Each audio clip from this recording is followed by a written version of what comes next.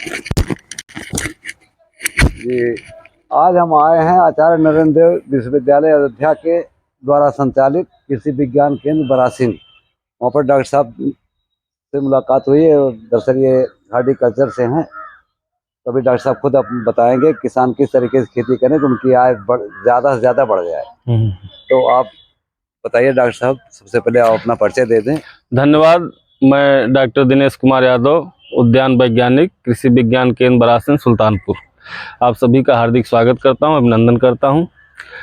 तो देखिए, जैसा कि आप देख रहे हैं कि हमने ये दूसरी शिफ्ट है जी जी, इन्हीं वैरायटियों की दूसरी शिफ्ट है। और ये जैसे जो पौधा आप देख रहे हैं, हाँ, बैंगन, ये बैगन की पौध है, बैगन की पौध है। और ये BNR की नवीना वैरायटी है, BNR की नवीना वैरायटी है। और ये सिर्फ 10 ग्राम बीज इसमें डाला गया है। और 10 ग्राम बीज में आप देखिए कितने पौधे हैं, और पौधों की बढ़वार देखिए। और ये 25 दिन की पौध हो चुकी है। कहने का मतलब ये है, अभी टोटल 25 दिन का हुआ। हाँ, कहने का मतलब ये है कि ये अभी ट्रांसप्लांटिंग की कंडीशन में है। अब अगर इससे 10 दिन ज़्यादा लेट हो जाएगा तो हार्मफुल है, समझिए। एक प्रकार से ट्रांसप्लांटिंग करेंगे फिर, हाँ, फिर पौधा खड़ा हो जाएगा। तो ये बहुत अच्छी कंडीशन में है इस समय हमारा पौधा। और सिर्फ 10 ग्राम बीज ये डाला गया है। और अगर हमें 1 हेक्टेयर की रोपाई करनी हो तो बहुत ज़्यादा से ज़्यादा 200 ग्राम बीज, 200 से 225 ग्राम बीज की हमको इसकी आवश्यकता पड़ती है। तो ये 200 ग्राम बीज कितने को मिल जाएगा? अब आप ये समझिए कि अब ये जो 10 ग्राम है, ये 10 ग्राम 400 रुपये का है। 10 ग्राम 400 का है। 100 ग्राम 4000 का हो गया। तो उसी हिसाब से आप अंदाज़ा लगा लीजिए, क्योंकि ये वैरायटी बहुत अच्छी वैरायटी है। और ये मान के चलिए कि ये भी 20-25 दिन यहाँ हुआ है। आप जब ट्रांसप्लांटिंग कर देंगे, लेकिन ट्रांसप्लांटिंग के लिए एक चीज़ का ज़रूर ध्यान दीजिएगा कि जो लाइन से लाइन की दूरी है, लाइन से जो लाइन की दूरी है वो कम से कम 60 सेंटीमीटर रखिए, 60 सेंटीमीटर। और पौधे से पौधा कम से कम 45 सेंटीमीटर से कम नहीं होना चाहिए।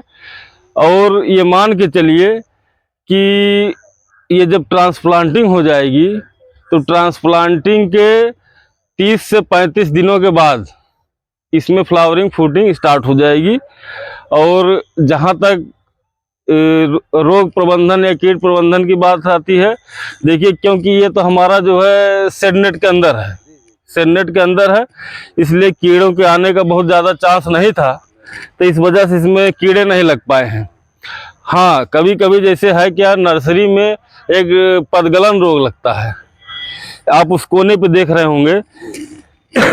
कुछ पौधे जो है कम हैं, कुछ पौधे कम हैं।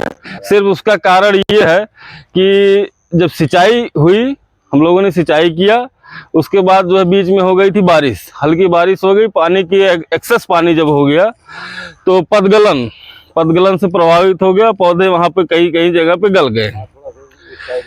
हाँ, तो पदगलन से बचाने के लिए हम किसान भाइयों की सलाह देना चाहेंगे कि नर्सरी जब भी तैयार करें, आप देखिए रेज्ड बेड, ऊंची बेड है, ऊंची बेड पे तैयार करें।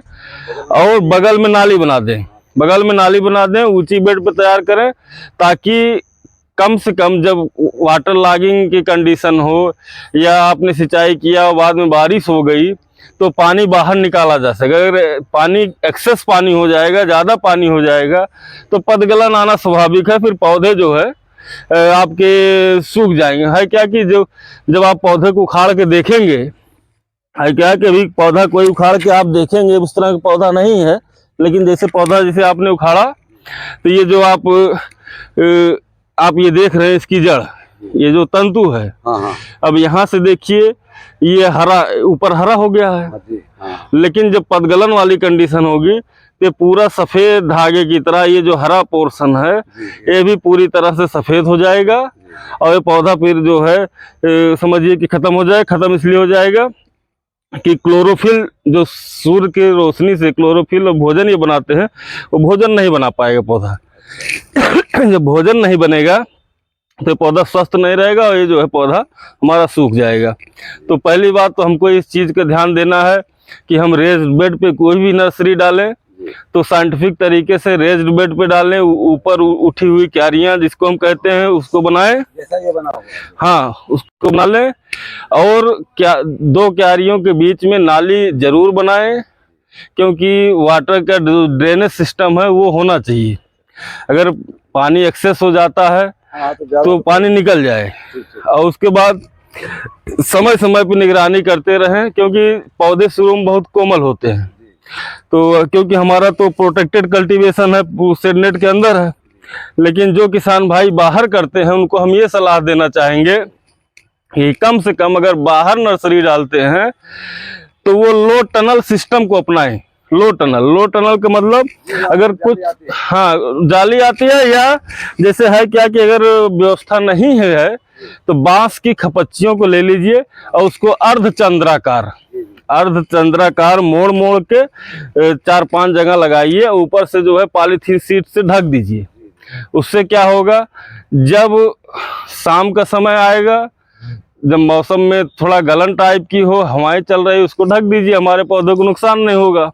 और जब प्रकाश की आवश्यकता हो तो पन्नी को हटा दीजिए, पॉलीथीन को।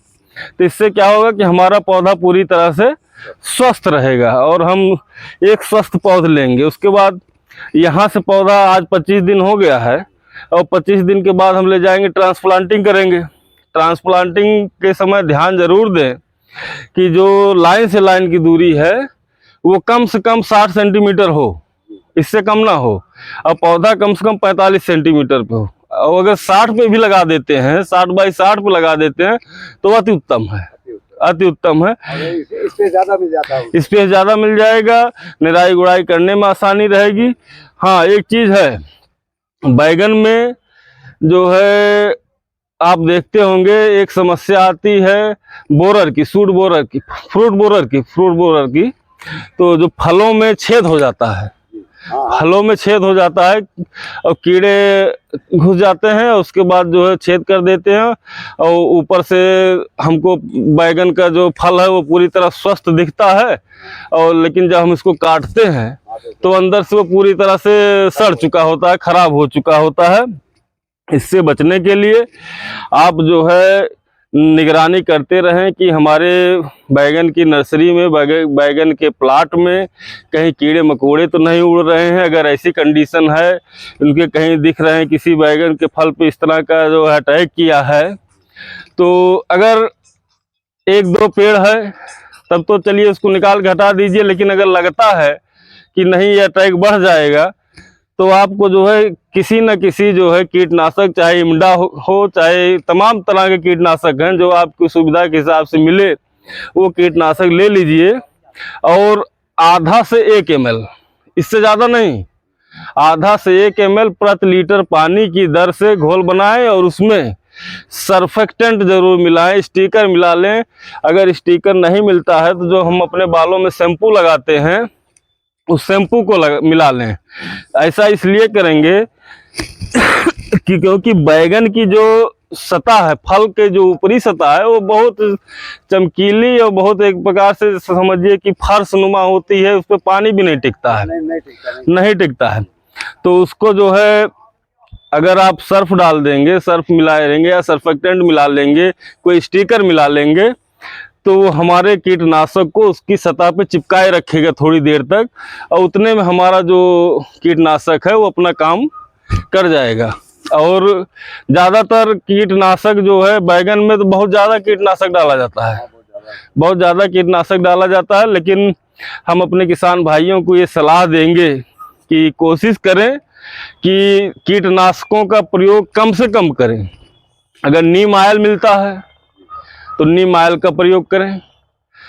हम ये कह रहे हैं कि कीटनाशक अगर आप एक कीटनाशक एक बार डालते हैं, अब तो सप्ताह में 1 बार आपने डाल दिया, तो चलिए ठीक है, नीम ऑयल आप 2 बार डाल दीजिए, ताकि इससे क्या होगा कि हमको पूरी तरह से स्वस्थ फलों का उत्पादन मिलेगा और हमारी सेहत पे कोई हानिकारक दुष्प्रभाव नहीं पड़ेगा। क्योंकि कीटनाशक है, थोड़ा बहुत दुष्प्रभाव पड़ सकता है, तो इस वजह से बचना चाहिए कि हम अगर इसका कहीं विकल्प मिल रहा है तो उस विकल्प के रूप में हम नीम ऑयल का प्रयोग करें, नीम ऑयल का प्रयोग। तो डॉक्टर साहब फिर किसानों को आपने बहुत अच्छी जानकारी दिया, इसलिए इसके लिए आपका बहुत बहुत धन्यवाद। जी जी धन्यवाद। तो आज तो हम खाली बैंगन के बारे में, दोबारा जब आएंगे किसी और सब्जी के बारे में। जी जी बिल्कुल, आप आइए देखिए। और आपके चैनल के माध्यम से हम किसान भाइयों को ये बताना चाहते हैं कि हमेशा कृषि विज्ञान केंद्र के संपर्क में रहें। कृषि विज्ञान केंद्र पे तमाम प्रशिक्षण, सब्जियों की खेती के ऊपर, फलों की खेती के ऊपर तमाम प्रशिक्षण होते रहते हैं, तमाम विषयों पे होते रहते हैं। उनसे जुड़ें और जो नवीनतम टेक्नोलॉजी है, जो हमारे देश के किसी भी एग्रीकल्चरल इंस्टीट्यूट से जो भी टेक्नोलॉजी निकलती है, उस टेक्नोलॉजी का एक प्रकार से लाइव डेमोन्स्ट्रेशन हमारा केवीके करता है, अपने डिस्ट्रिक्ट में उसको फॉलो करता है।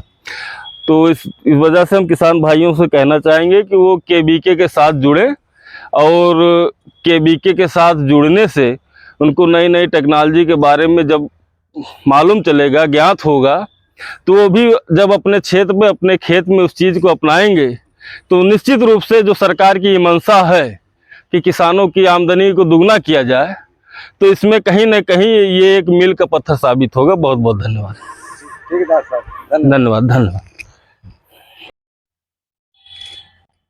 तो किसान भाइयों, अभी अब डॉक्टर साहब का आपने पूरी बात सुना, और ये काशी प्रांत एग्रीकल्चर चैनल है, इस पे केवल खेती की बातें होती हैं और कोई बात नहीं होती है। वो बड़े बड़े वैज्ञानिक इस पे आते हैं, संपर्क होता है, और आप लोगों को ये संदेश दिया जाता है किस तरीके से किसान अपनी आमदनी को बढ़ाए और उसका लाभ ले, जिससे डॉक्टर लोगों को भी ये गर्वान्वित होते हैं कि हाँ, हमारे कहने से इतने किसान जुड़ रहे हैं, और किसान का फ़ायदा समझ लीजिए इनका फ़ायदा। तो आप लोग इस चैनल को देखते रहिए, ज्ञान लीजिए। जय हिंद, जय भारत, जय किसान, जय विज्ञान।